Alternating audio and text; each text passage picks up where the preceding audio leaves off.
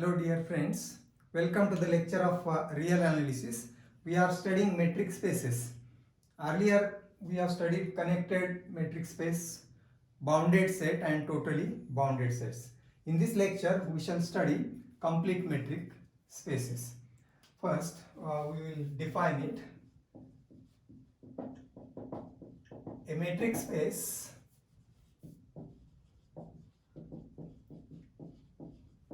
M with metric row is said to be complete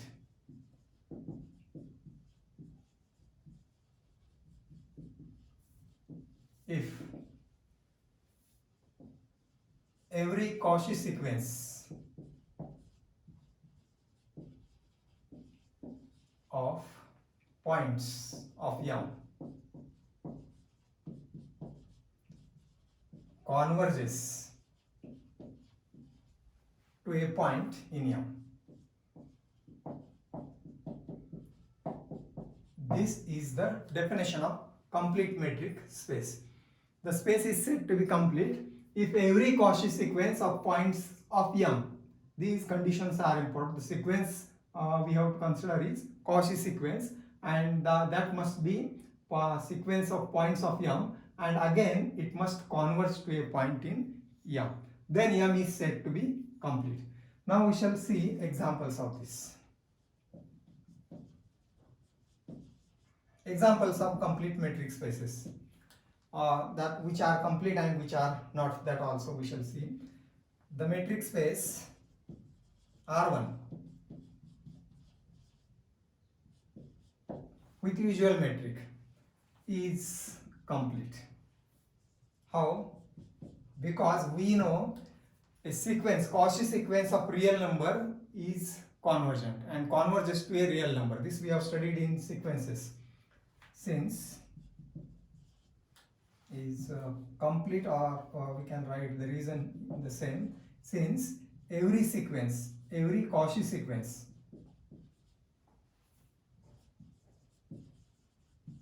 of real numbers is convergent.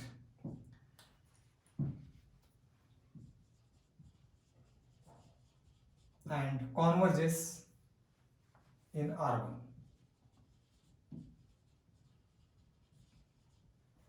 Converges to a point in R1. So therefore R1 is complete. R1 means the real number set, whole real number set.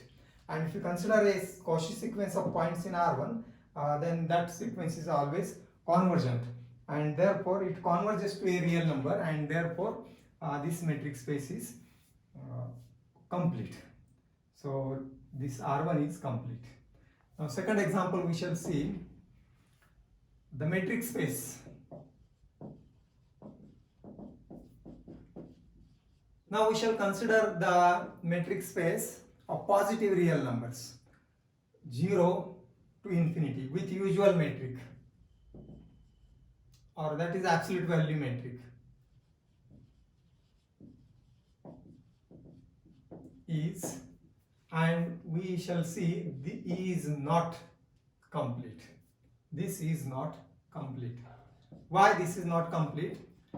So when we say it is complete, every Cauchy sequence of real numbers in that space, numbers of they are in that space, or we may say this is a subset of R1, real numbers. R1 is this, and is not complete because there we have to give an example of a Cauchy sequence of points in this positive real numbers which is not convergent to the same. For example,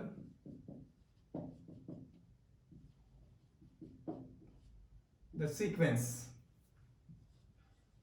So we may consider the sequence 1 by n taking value 1 to infinity.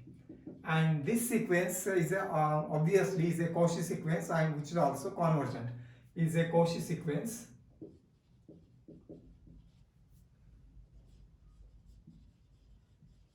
this is Cauchy sequence in this 0 to infinity, because all the terms of this sequence starts with one. It starts with 1 by 1, that is 1, then half, then 1/3, and so on. So these are positive numbers, real numbers, and therefore they lie in this interval. The terms of this sequence lie in this number. Therefore, this is the Cauchy sequence in this, and it is Cauchy sequence. This is Cauchy sequence, and but what is the limit of this sequence? But its limit is a Cauchy sequence in 0, 1 which converges. What is the limit of this?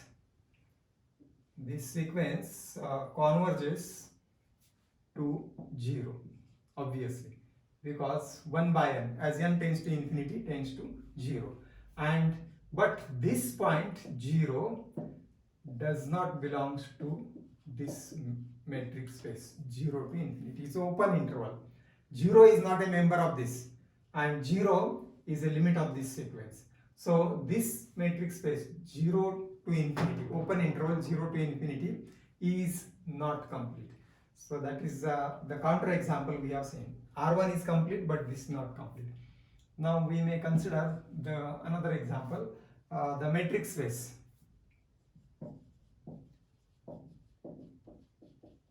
The metric space, say open interval 0 to 1, subset of R1, is not complete again. So what is the reason for this?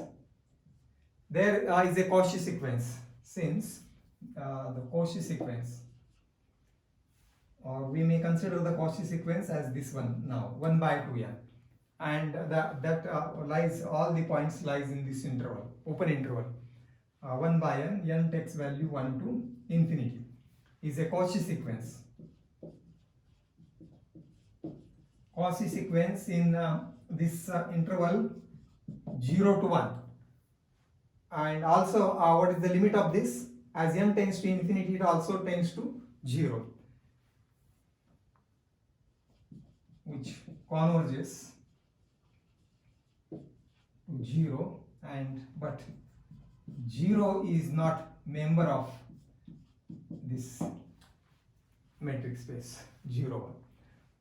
So, but if you consider the closed interval 0 to 1,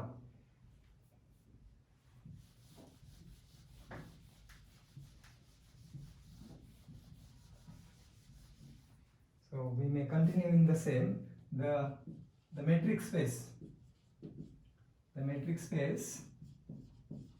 closed interval 0 to 1 is complete. So why? Because if you consider any sequence, Cauchy sequence of points in this closed interval 0 to 1, then that converges to a point in this interval 0 to 1. Here end points are there. This is closed subset of R1, and that therefore that is complete. Or in other words, so that is every closed interval, every closed subset of R1 is complete. That means this is complete, or any closed interval. We may consider 1, 5, etc. This is closed, a subset, and that is complete also. So every closed interval is complete. And now we will prove a theorem. So the furthermore examples are there about complete metric spaces that we will consider in exercises. So this is the definition we have seen. Now we shall consider a theorem on this. That is our theorem number 4 in serial order. Let M with rho be a complete metric space.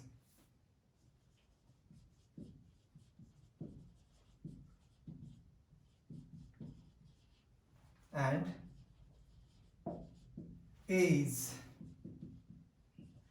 a closed subset of M.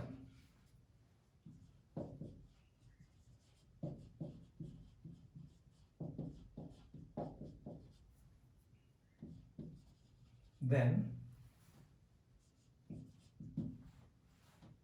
A with the same metric is, then A with rho is complete.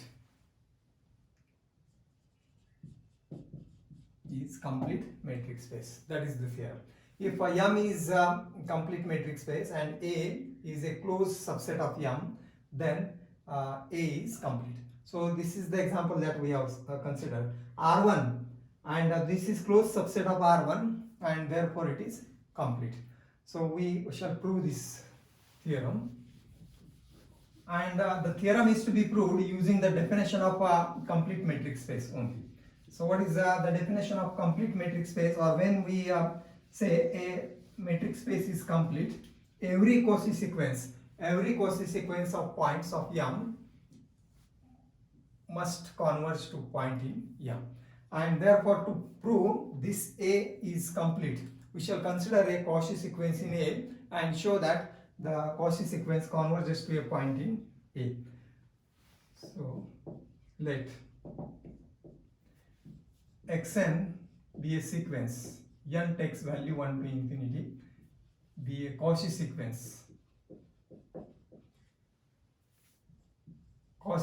of points in M, points in A, points of A.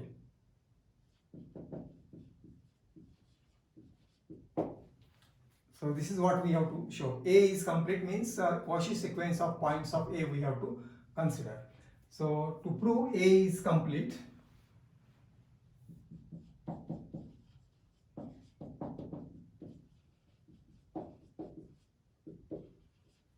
so we must show that xn converges to a point in A.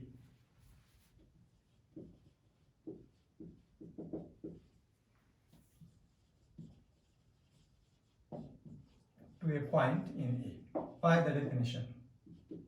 You see here, point in M, instead of M we have A. Now xn is Cauchy sequence of points of A, and what we have, A is subset. A is a subset of M, and therefore since A is subset of M, all the points of A are in M. So therefore xn will be a Cauchy sequence of points in M also, because these are points of A are points of A are in M. xn is a Cauchy sequence.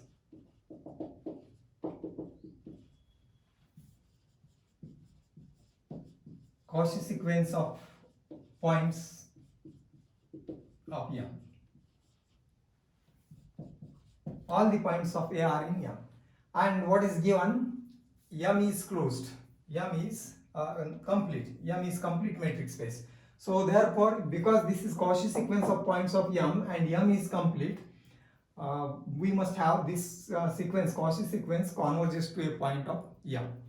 Since further M is closed,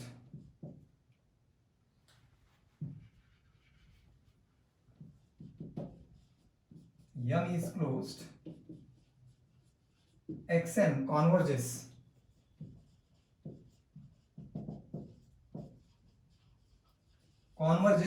to some point x,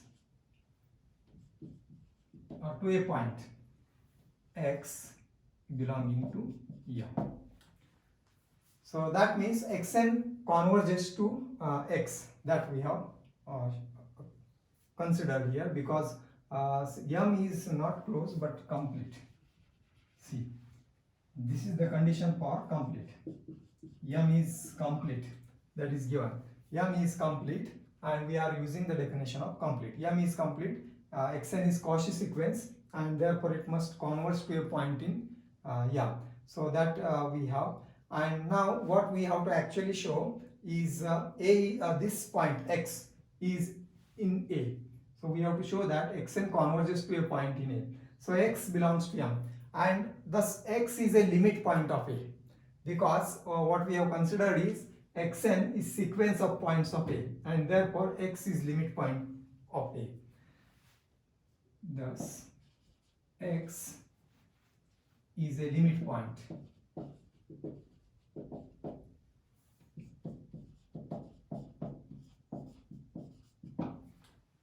xn converges to x, and therefore xn is sequence, Cauchy sequence of points of A, and therefore x is limit point of A.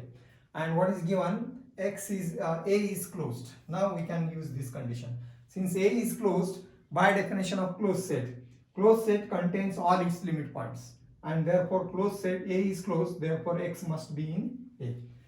Since a is closed,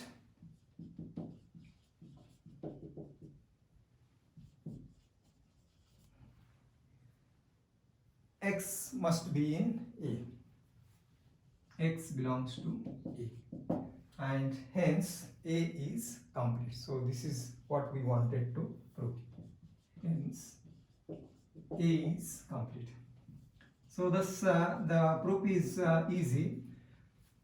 We have to show for a complete metric space, if a is closed subset of M, then that is also complete. We have considered the Cauchy sequence of points in A, then that is also a Cauchy sequence of points in M, and because M is complete, it converges to a point in M, but then X is a limit point of A, or instead of thus we may write then X is a limit point of A, because it is a limit of this sequence, and since A is closed, it contains the limit point, and hence A is complete. So this proves the theorem. And as earlier we have closed the set, say suppose for example this -1 5 is a closed subset of R1. R1 is complete and this is closed subset, so therefore is complete. Every closed subset will be complete, and open subset will not, open subset of R1, finite open subset of R1 will not be complete. Now we will consider the next result as our next theorem 5, which is generalization of nested interval theorem.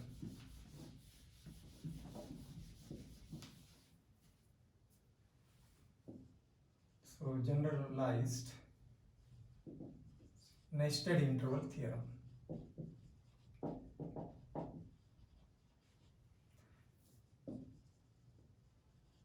This is theorem 5. Let M be a complete metric space.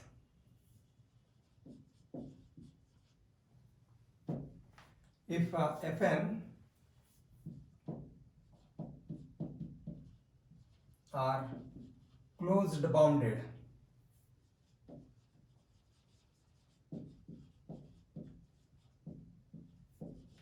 subsets of M such that the conditions are such that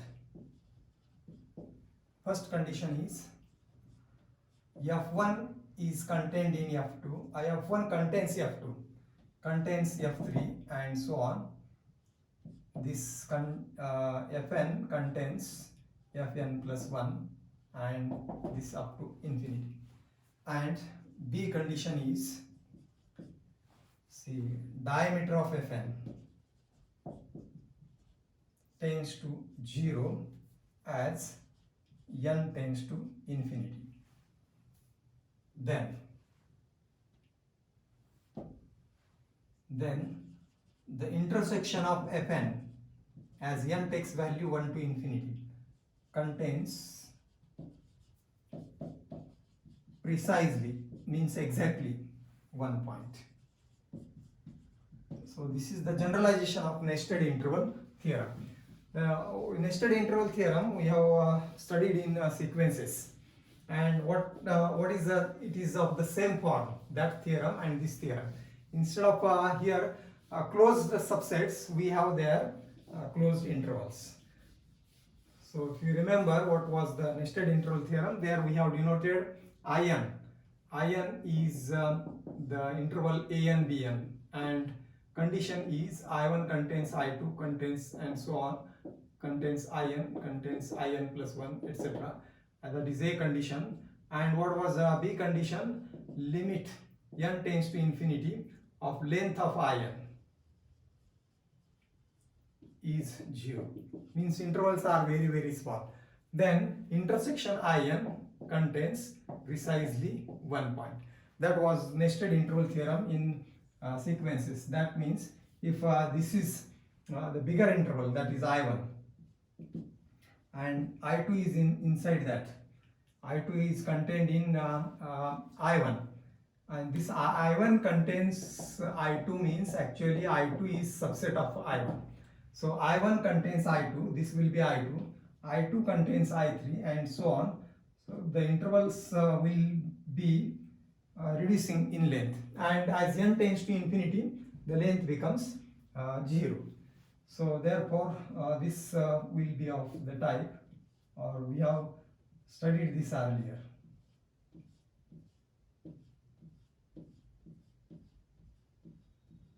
An intersection of all these will contain precisely one point. That was nested interval theorem in sequences. And here, instead of I1, I2, etc., we have closed bounded subsets. Closed bounded subsets, that is important. And earlier what is given? M is complete. So we shall prove the intersection will contain precisely one point. Now, instead of this I1, I2, etc., here we will consider see the sets, closed bounded sets like this. So that F1, F1 containing F2, etc., we will consider. So let we will start the proof as let An be a point in Fn.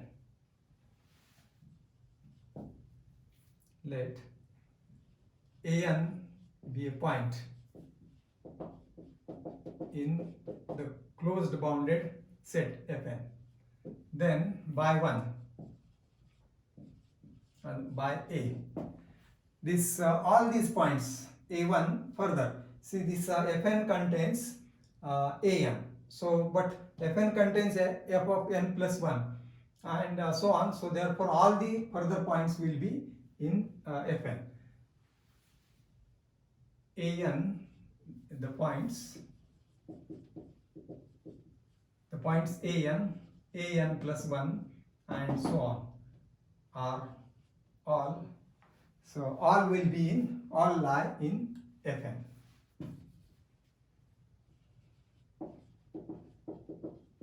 Now what is the case here? You see, we will have a figure for understanding this, and suppose this is what is F1, then closed set, this will be F2 and so on. This may be taken as Fn. These are containing each other. So this is F1, this is F2, and this will be Fn in general. So figures are only for understanding. This is Fn and Fn plus 1, it will contain Fn plus 1, etc. And this is up to infinity. So this is it is A1. So An be a point in Fn for n taking values 1 to infinity, or for all n belongs to R. And thus A1 is in Fn, F1, A2 will be in F2, and An will be in Fn, An plus 1 will be in Fn plus 1, and so on. So therefore, from this An plus 1, all these points will be in Fn, because Fn is bigger set, and that contains next sets Fn plus 1, etc. And finally, now the theorem can be understood with this figure. See, F1 contains F2, F2 contains F3, and so on. Fn contains Fn plus 1. There are in between sets we have to imagine. And then further, diameter of Fn. So diameter we have earlier defined, maximum distance between the points, any two points in the set. So diameter of F1 may be this, diameter of F2 is this, and so on. So as n increases, the diameter of Fn decreases and becomes close to 0. So therefore, as you see, this sequence will be like this, and this sequence, and then diameter of Fn as n tends to infinity is 0. So then in this case, the intersection of all these, so the intersection of all these will be the common region or common point in all the sets, and the common point in all the sets will be only one single point. This point will be common in the intersection of these sets, that we have to show. So the points an etc. are all in Fn. Now we will have to consider the second. Suppose this statement is 1. By this statement B, we have diameter Fn tends to 0 as n tends to infinity. So we have limit n tends to infinity of Fn is equal to 0. This is given, and we apply the definition of limit. So therefore, given epsilon greater than 0, there exists n belongs to I such that the difference of these two is, see, this is not only Fn but diameter Fn. Diameter Fn is 0. Diameter Fn's limit is 0, such that diameter of Fn minus 0, distance between these two is less than epsilon for n greater than or equal to n. Or in particular, if you take n is equal to capital N, then that diameter of f capital N is less than epsilon. So thus and therefore, if diameter of f capital N is less than epsilon, the points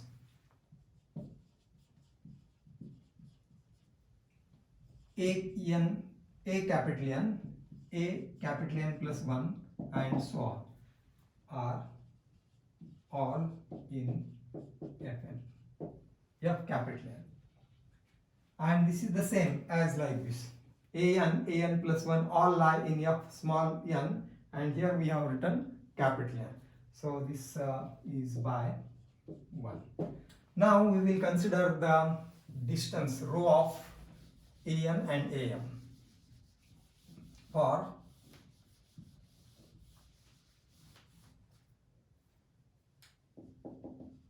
n m greater than or equal to n. We have rho of an and am that will be less than or equal to diameter of Fn, because when it is greater, these are greater than or equal to n, these points an and am will lie in Fn. So we have written here all these points are in Fn. So am and an are taken in this. So its diameter is less than epsilon, means distance between these two is less. Diameter means distance is less than diameter of Fn is less than epsilon. And what this shows, rho of an and am is less than epsilon means the sequence an is a Cauchy sequence. Therefore, the sequence an is a Cauchy sequence.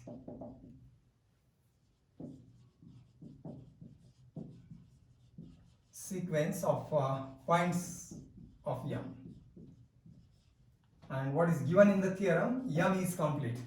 So m is complete, and therefore we must have this sequence converges to a point in m.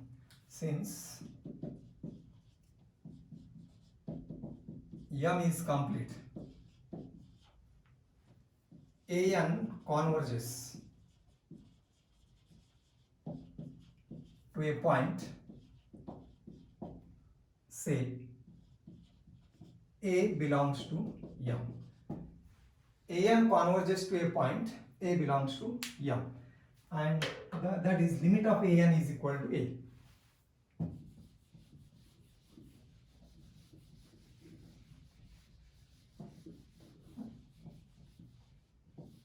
And therefore, what we have is the statement 1 we have is an plus 1 etc. all lie in Fn.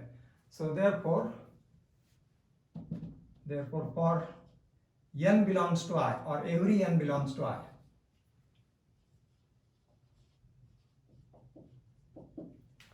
this sequence limit of an is equal to A, that we have, and therefore all these points an, see a1, an etc. will lie in Fn, and therefore these points are An lie in Fn for n belongs to I. An belongs to Fn. For every n belongs to I, An belongs to Fn by 1 or by statement 1.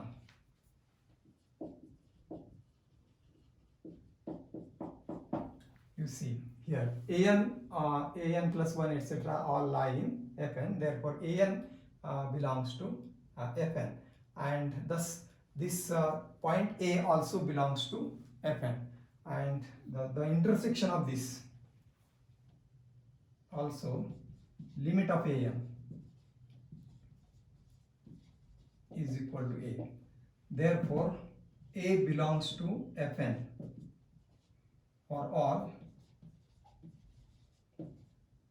n belongs to I.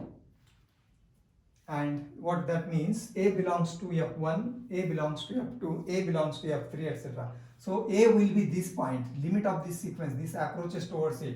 A is the center, at the center of these sets, and that belongs to every set, and therefore that belongs to the intersection, and thus A belongs to intersection of Fn. N takes value 1 to infinity. So this is what we have shown. The intersection of Fn, A is in the intersection of Fn, or the limit of this sequence is in intersection of Fn. Now we have to show it contains precisely one point. Suppose there is other point B.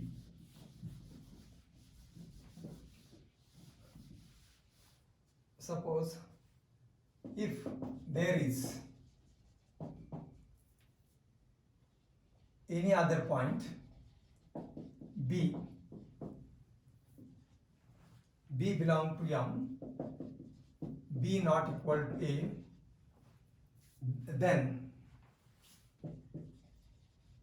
rho of A and B is greater than diameter of Fn for n sufficiently large. So why this is so? Because the diameter of Fn reduces, gets smaller and smaller as n becomes infinity, and therefore if you consider B, which is different from A, then distance of A and B will be greater than diameter of Fn, and therefore B will not be in the intersection because it is outside this Fn.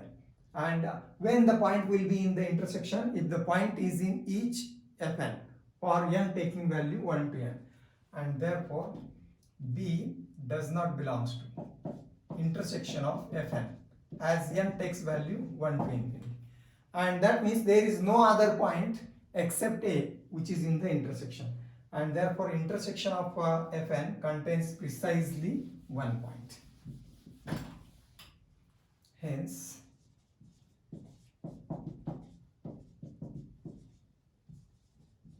this contains precisely or exactly one point, and this proves the theorem. So thus we have proved the theorem by taking closed bounded subset of a complete metric space, and then the intersection of that will contain only a single point or only one point. That is the meaning of the nested interval theorem, which is generalized form of the earlier theorem. So remaining part we will continue next time. Thank you.